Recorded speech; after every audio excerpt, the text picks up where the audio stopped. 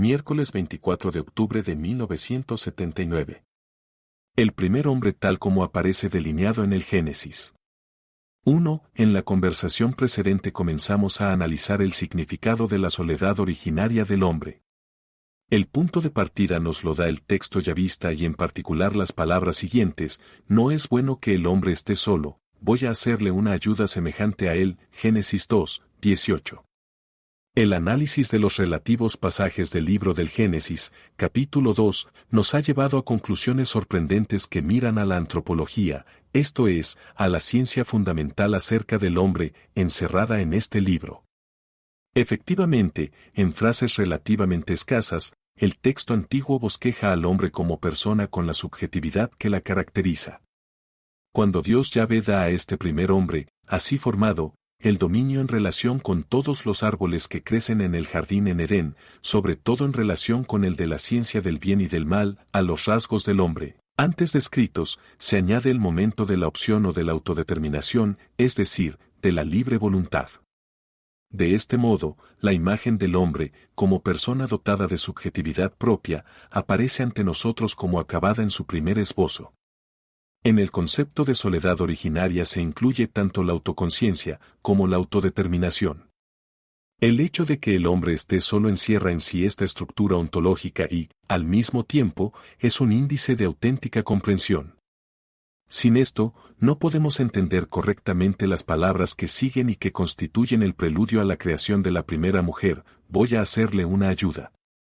Pero, sobre todo, sin el significado profundo de la soledad originaria del hombre, no puede entenderse e interpretarse correctamente toda la situación del hombre creado a imagen de Dios, que es la situación de la primera, mejor aún, de la primitiva alianza con Dios. 2. Este hombre, de quien dice el relato del capítulo primero que fue creado a imagen de Dios, se manifiesta en el segundo relato como sujeto de la alianza, esto es, sujeto constituido como persona, constituido a medida de partner del absoluto, en cuanto debe discernir y elegir conscientemente entre el bien y el mal, entre la vida y la muerte.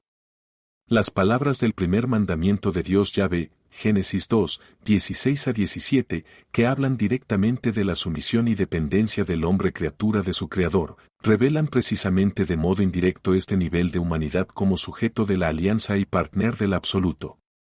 El hombre está solo. Esto quiere decir que él, a través de la propia humanidad, a través de lo que él es, queda constituido al mismo tiempo en una relación única, exclusiva e irrepetible con Dios mismo. La definición antropológica contenida en el texto yavista se acerca por su parte a lo que expresa la definición teológica del hombre, que encontramos en el primer relato de la creación: hagamos al hombre a nuestra imagen, a nuestra semejanza, Génesis 1, 26. 3. El hombre, así formado, pertenece al mundo visible, es cuerpo entre los cuerpos. Al volver a tomar y, en cierto modo, al reconstruir el significado de la soledad originaria, lo aplicamos al hombre en su totalidad. El cuerpo, mediante el cual el hombre participa del mundo creado visible, lo hace al mismo tiempo consciente de estar solo.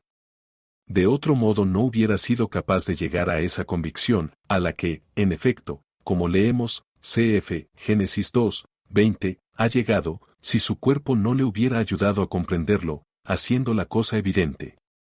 La conciencia de la soledad habría podido romperse a causa del mismo cuerpo.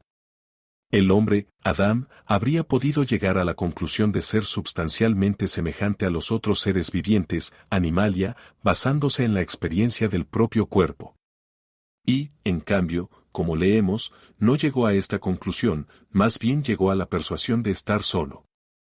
El texto yavista nunca habla directamente del cuerpo. Incluso cuando dice formó Yahvé Dios al hombre del polvo de la tierra, habla del hombre y no del cuerpo. Esto no obstante, el relato tomado en su conjunto nos ofrece bases suficientes para percibir a este hombre, creado en el mundo visible, precisamente como cuerpo entre los cuerpos. El análisis del texto yavista nos permite, además, vincular la soledad originaria del hombre con el conocimiento del cuerpo, a través del cual el hombre se distingue de todos los animalia y se separa de ellos, y también a través del cual él es persona. Se puede afirmar con certeza que el hombre así formado tiene simultáneamente el conocimiento y la conciencia del sentido del propio cuerpo. Y esto sobre la base de la experiencia de la soledad originaria. 4. Todo esto puede considerarse como implicación del segundo relato de la creación del hombre, y el análisis del texto nos permite un amplio desarrollo.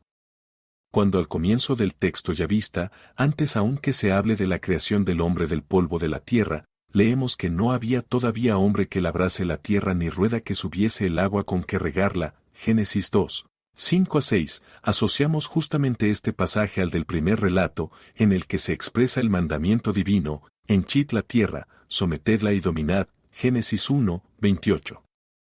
El segundo relato alude de manera explícita al trabajo que el hombre desarrolla para cultivar la tierra. El primer medio fundamental para dominar la tierra se encuentra en el hombre mismo. El hombre puede dominar la tierra porque solo él y ningún otro de los seres vivientes es capaz de cultivarla y transformarla según sus propias necesidades, hacía subir de la tierra el agua por canales para regarla. Y he aquí, este primer esbozo de una actividad específicamente humana parece formar parte de la definición del hombre, tal como ella surge del análisis del texto yavista. Por consiguiente, se puede afirmar que este esbozo es intrínseco al significado de la soledad originaria y pertenece a esa dimensión de soledad, a través de la cual el hombre, desde el principio, está en el mundo visible como cuerpo entre los cuerpos y descubre el sentido de la propia corporalidad. En la próxima meditación volveremos sobre este tema.